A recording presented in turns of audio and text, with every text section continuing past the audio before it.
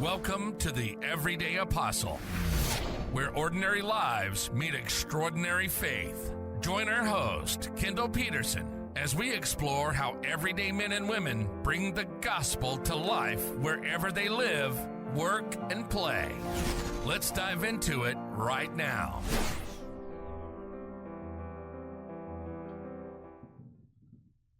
Hello, and welcome to episode 16 of the Everyday Apostle podcast. I'm the host, Kendall Peterson. Once again, it is my pleasure and my joy to bring these stories of inspiration, of faith, and how we're doing all of that in the day-to-day.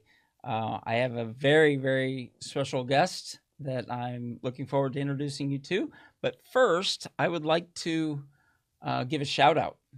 Making this episode possible today is the generous support of Grant and Michael Miller and Miami's community newspapers, whose great studios we're in for this episode, and whose producers are here, and whose support has been instrumental in all 16 episodes plus that we have put together. They are a great source of local news, of relevant, unbiased community news.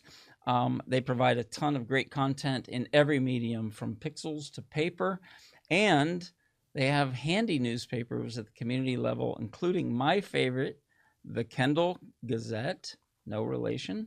But thank you once again to Michael and Grant for your graciousness in hosting this podcast. Now let's dive into today's show.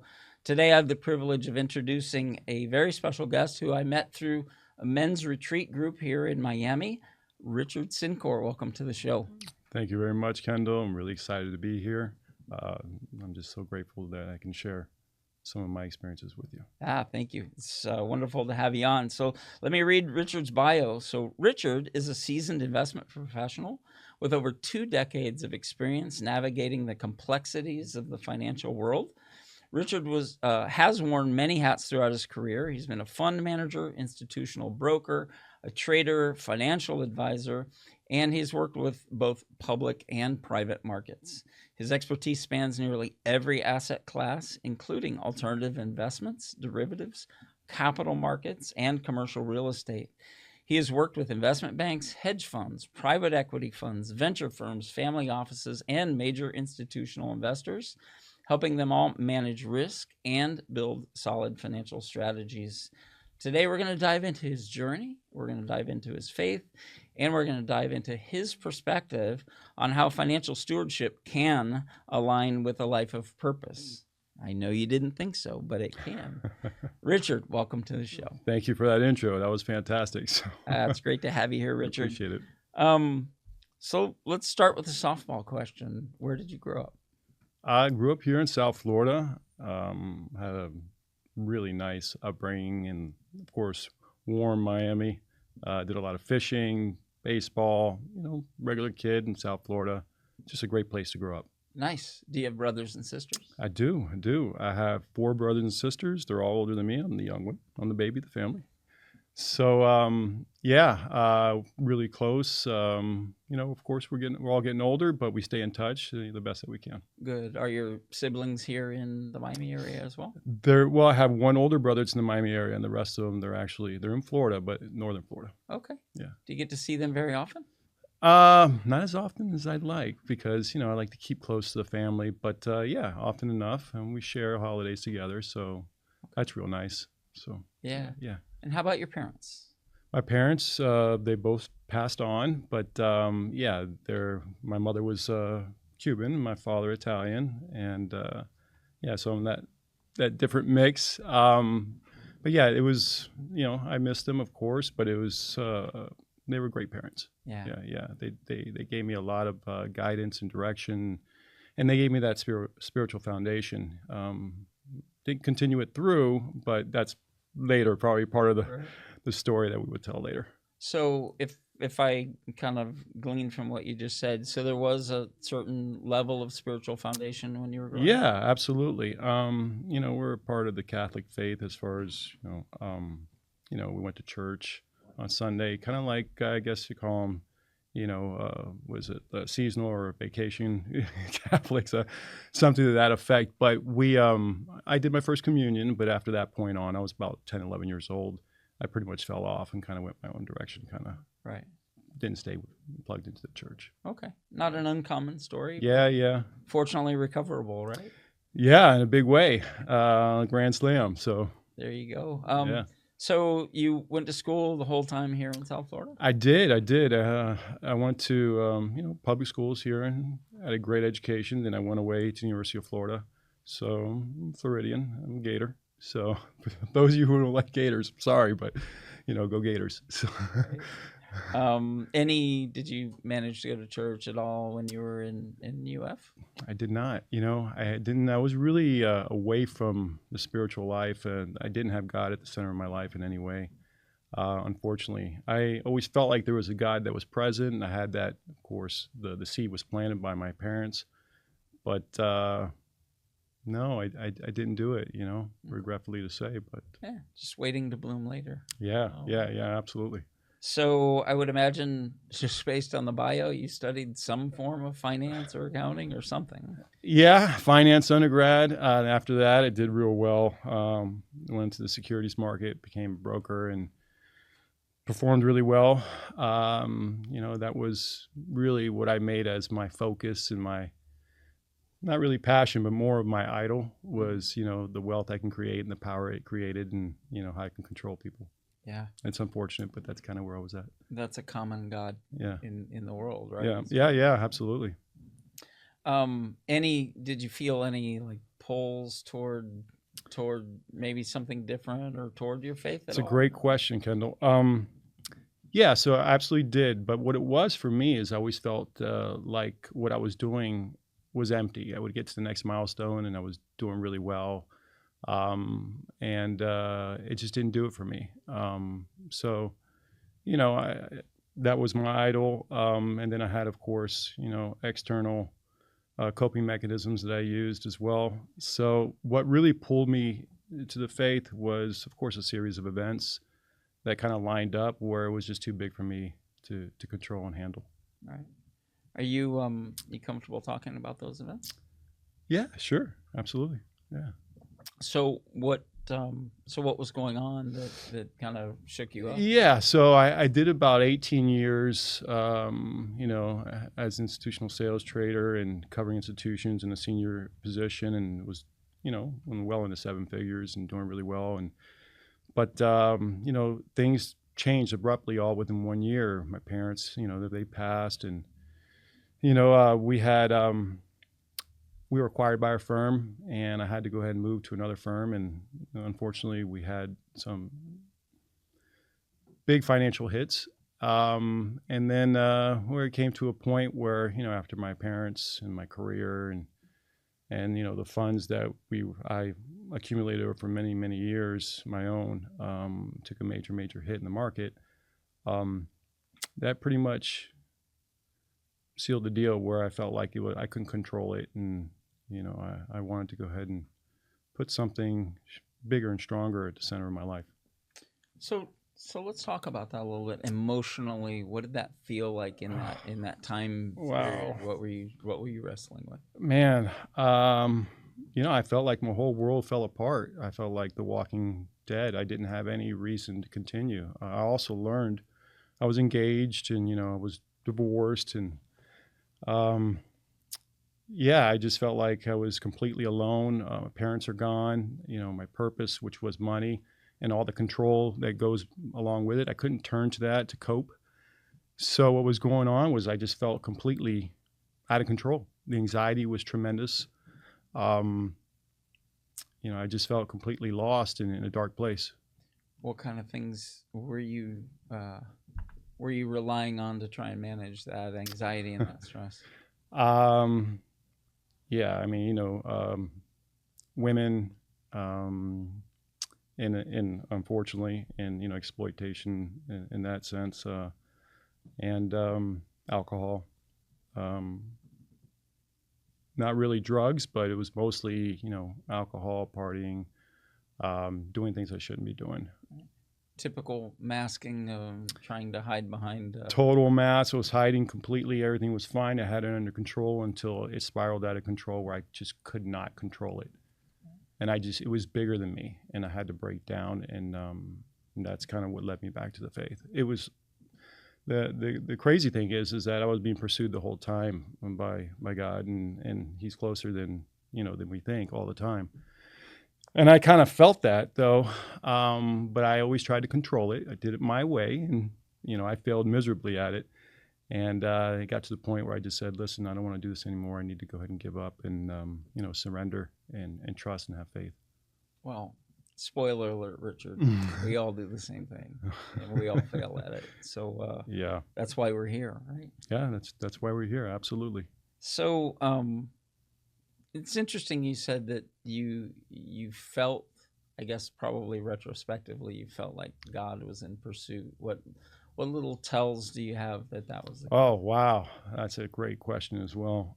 When I was in high school even, there was a counselor who took a liking to me and really, took me under his wing and guided me through the whole process. And I was able to go to the University of Florida and get my education and then really, do well as far as a career. But it turns out later I found out that he actually was involved in the same retreat that we're involved in now, and to the same parish. I didn't know that. So for me, he was pursuing me the whole time. And there was someone else that I met while my mother unfortunately was passing, who led me to the same exact location as that person. And I thought that was just amazing. God was pursuing me the whole time, and some of the decisions I made, I knew they were the wrong decisions, and I still made them because I wanted to control, and it satisfied my needs temporarily, right? It was the coping mechanisms, although I knew they were wrong morally. Right. Yeah, and I still did them, and they didn't turn out well, I could tell you. So, but anyway, it's clear. Looking back, I could see the actual path. It's just amazing how God was there the whole time. And I just I wanted to control it myself. And now, as soon as I actually, kind of crossed that line where I said, "Okay, God, I'm going to give it to you. I'm going to give up all my anxiety. I'm going to give up all my worries, problems, troubles to you, and I'm going to trust and have faith." And then my anxiety subsided. No medication. My worries, my peace came back to me, and I pretty much was born again. In a lot of ways, not only spiritually, but my physical health improved, and then the fellowship that I have now and the life that I have now is just amazing. I wouldn't trade it for anything. So take me back to that day, the day you made that decision, the day that you laid that out. What did that look like? Wow, it was actually a phone call that I made because I broke down and I was praying on my knees in my room. I didn't know what I was going to do. I just didn't want to live anymore. It was that bad. But then I made a phone call because I was given a phone number and name by a gentleman that was at the same facility where my mother was at in skilled nursing, and his wife was there as well. And he handed me this name and phone number. He said, "Give this person a call, when the shit, excuse my language, hits the fan, because it will. It's not a matter of if, it's when. Because we're all going to get older, right? Our bodies aren't going to hold up. We have loved ones that are going to pass. So at some point, you're going to experience trials and tribulations. Give this person a call." And so I did. And he told me to meet him at 6:30 a.m. And I was like blown away, at a church. And then the rest is history. He plugged me in, and it was a slow process. He plugged me in, but little by little, I kept with it. And God, I learned how to put God at the center of my life, and he guided me through the process. So let me see if I get that right. So your mother failing health, she's in a facility. Yep. There's another guy there you just kind of randomly talking to. Yeah, and I'm blowing him off because I don't want to go to church. I don't believe, no Bible thumpers for me. So that was my thought process. And he gave you a name and a number and said, It's gonna happen. It's gonna happen. Oh yeah. When it is. So how long between that moment and when you actually found that card and 6 months? Really? Yes. You held on to it that long? Yeah. And then you called? I was feeling it, though. Oh, yeah. I was feeling it because of the losses, the loved ones. They're tremendous. There was other things that happened in my life that I found out that I didn't know, and with the divorces and not having a family, and so. But yeah, the losses were tremendous. They were mounting, and I couldn't control it. And I didn't have the coping mechanisms anymore. I didn't have the career, and making the crazy money and traveling all over the world, and all the anxiety I can create for myself, so I can go ahead and stress over it. Right, that would keep me busy, but. So I was forced to face myself and look at myself and deal with myself, and it was an ugly picture. So you're on your knees, you pick up the phone and you dial this number of this guy. You have no idea who it is. I have no idea who this person is, but this other person that I was speaking to in the nursing facility, that he was there for his wife. I respected him tremendously. He was trying to do good for me. I didn't even go to his church. So, but he told me another church to go to, and the person I need to call to go there, and that person was the right person to call. And man, was he right! It was powerful. What changed my life? What was that like? What was that change like? I mean, the change was like it wasn't immediate. It was a seed that was planted, but the peace of the people that I met. Remember, I was building a castle on sand. And I built a really big castle that got blown down easily when things, hit the fan. But the peace I got from these gentlemen, these people that I met, along with the person I called, who also did the same thing, he was able to help me rebuild the foundation to rebuild that castle once again. So what it was like was, it was that sense of peace through them. They were the face of Christ for me. So, man,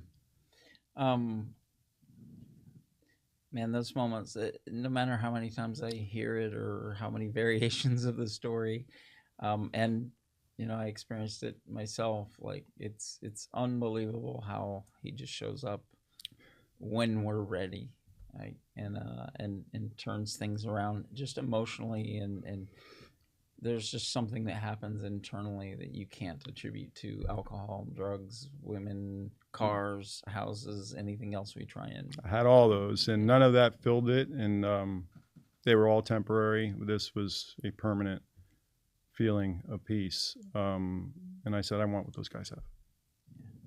I want what they have. And then, little by little, I wanted to be that, that face for others. Right. So then comes the fun part. You've got to rebuild your life now, right? Yeah. So what was that like? How do you go about that? How did you go about that? What tools did you use? And how have you tried to not rebuild the same house on the same sand? That's a great question. Well, first you have to really surrender and not try to control and try to negotiate and deal with the person that you have the center of your life, which is, which for me is God. So, create a real relationship with Christ on a daily basis. And that meant, scheduling time to create that relationship. Once that happened, before any of the other losses can actually, be rebuilt, I had to really understand to let go, surrender, have faith and trust, and really put God at the center of my life, my spiritual walk.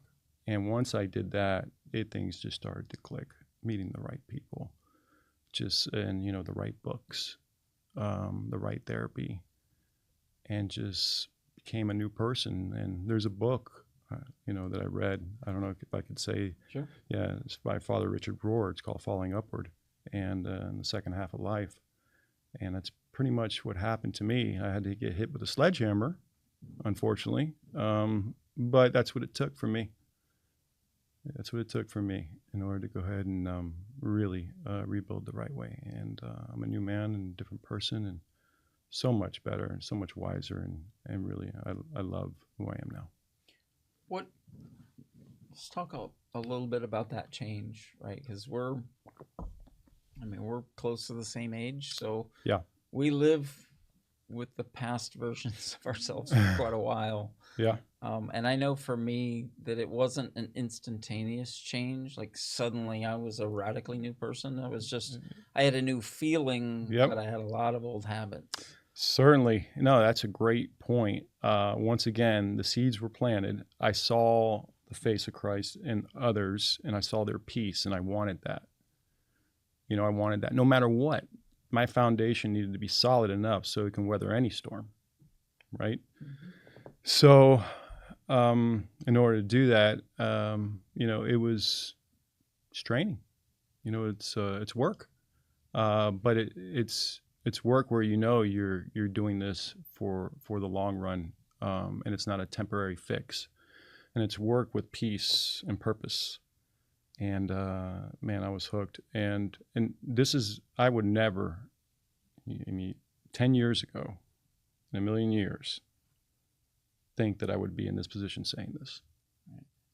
But, however, I really got to the point where I said, listen, there's got to be a better way. Otherwise, I'm going to self-destruct in a bad way and then affect a lot of others too along the way. So, your professional finance industry, not exactly known for for the kind of life that you're now trying to build, right? Yeah. Well, yeah, it was all about numbers and performance and returns and, 100%. There is another side, though. The side, and you mentioned the stewardship and helping others actually, not only do well financially, but also there's places and ways of using skill sets that you create in the financial industry that have purpose. And there's impact investing, for example. You can, invest in technology that's trying to improve or solve a societal ill or problem.